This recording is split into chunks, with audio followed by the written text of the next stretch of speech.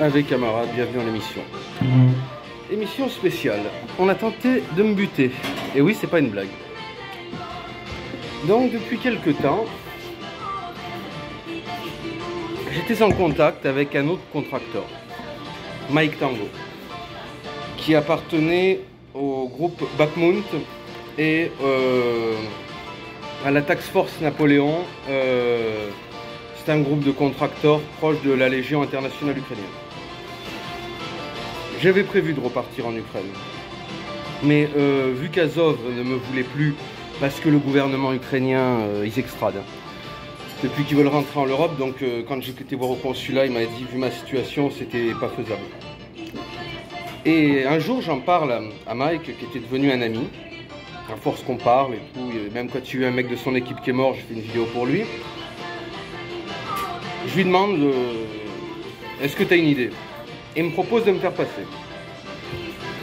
Au début, je réfléchis pas. Ce qu'il me dit, on va te faire passer clandestinement dans un coffre de bagnole. Bon, allez, vas-y, pourquoi pas.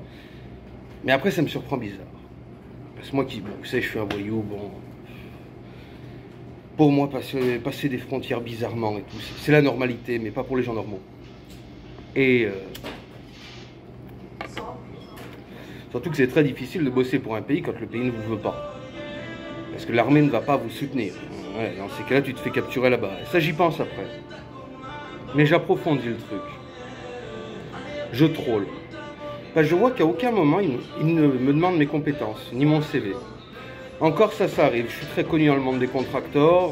J'ai fait plein de trucs. Souvent, il ne me demande pas. Mais il ne me parle ni de ce que je dois y faire, ni de quelle unité je serai, ni de la solde, de combien je serai payé. Bon. Il crée un groupe de discussion où je discute avec lui et un autre mec qui arrive. Le mec me parle, me tient des propos assez bizarres. Je troll, je rentre dans le jeu. Et à un moment donné, le mec me pose une question, là je vois que j'ai vraiment affaire à des trolls, il me dit, est-ce que tu as des piercings? Parce que s'il y a un contrôle, c'est un problème. C'est n'importe quoi et rien. Et là je m'énerve et je leur dis, non mais je sais que j'ai pas affaire à des contracteurs, hein. Ou vous êtes des trolls, ou alors c'est encore Karel qui recommence. Et là, le mec avoue être Karel. Donc Karel, c'est qui? C'est quelqu'un que je connais parce qu'il m'avait rejoint dans mes équipes en 2020. Et très mythomane. C'était un proche de Conversano et d'Alice Cordier. Et Karel, il se dispute avec moi par rapport à Estelle. Il trahit, il quitte le groupe. Et comme il emmerdait, il harcelait Estelle, un jour il me dit qu'il était le grand ami de Gaston Besson. Un jour j'appelle Besson, je lui dis, tu vas calmer ton chien ou c'est moi qui le dresse? Et il me dit, de qui tu parles? Je lui dis, de Karel. Il me dit, mais je connais pas de Karel. Karel m'avait aussi parlé du patron d'un bar nationaliste à Paris, que j'ai moi-même contacté, vu que je le connais. Le mec ne connaissait pas Karel non plus. Karel était complètement mytho. Il lui est venu une obsession sur moi et Estelle. Et un jour, alors qu'il était pro-russe, parce qu'il était devenu à fond pro-russe, pro-Hezbollah et tout ça, j'apprends qu'il rejoint la Légion internationale ukrainienne. Je les préviens. Je les contacte et je leur dis, voilà, ne recrutez pas ça, voilà, je vous explique la situation, le mec est mythomane, attention, c'est un pro-russe, c'est un problème. Ces abrutis ne m'écoutent pas et le prennent. Grand bien leur face. Cet abruti s'amuse à faire des vidéos où il dévoile des choses qui relèvent du secret militaire, il dévoile toutes les faiblesses de la Légion. Et vu que je l'ai fait arrêter en Ukraine pour avoir été pro-russe, il est arrivé à passer, à que les mecs le relâchent et à rester avec la Légion internationale. Depuis, il me voue une haine à mort et il s'est mis en tête de vouloir me tuer. C'est pas le premier. Bon. Et ce mec, soi-disant, m'a avoué hier, quand il m'a avoué être Karel, que c'est la troisième tentative qu'il faisait contre moi. Bon, les deux premières devaient être très discrètes, je les ai même pas vues. Hein. Mais bon. Évidemment, vouloir me tuer c'est une chose, y arriver c'est une autre, je ne me serais pas laissé faire, c'est évident. D'ailleurs ça m'a fait rire hein, quand il me pose la question en me disant, avant qu'il me dise qui était Karel, est-ce que tu es armé ou pas, parce qu'on te passe dans le coffre de la voiture, le pauvre con. Dès l'instant que tu passes un mec dans le coffre de la bagnole, qu'il soit armé ou pas, c'est plus ton problème. T'es autant dans la merde que lui, et voilà, t'en es plus à ça. Tant qu'à faire des conneries, il faut les faire jusqu'au bout.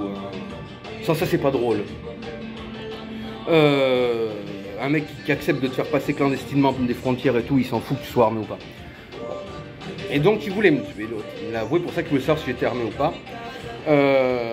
Donc, le projet était, quand j'aurais été dans le coffre de la voiture, ils étaient 3 autres avec lui, hein, d'enflammer la voiture avec moi dedans. C'est un beau rêve. Hein. Je me serais pas laissé faire. Tiens, quelque chose vient de tomber par terre. Oh. C'est une 9 mm.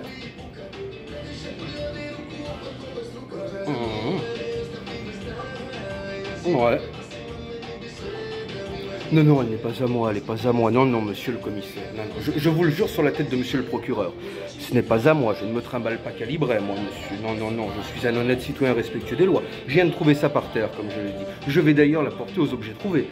Elle doit manquer à quelqu'un qui sera content de la retrouver. Bon. Comme j'ai dit à Karel, vu qu'on a discuté hier, vu que bon, après, il a avoué, on a discuté. Il aurait été face à moi, je n'aurais pas laissé le temps, mais bon. Là, on était sur Internet, on avait le temps. On avait du temps, et puis c'était intéressant que je le fasse parler. Pour qu'il avoue tout, que je screen. D'ailleurs, tous les screens sont sur mon canal, si vous ne croyez pas, il y a tous les screens de la conversation qui sont affichés.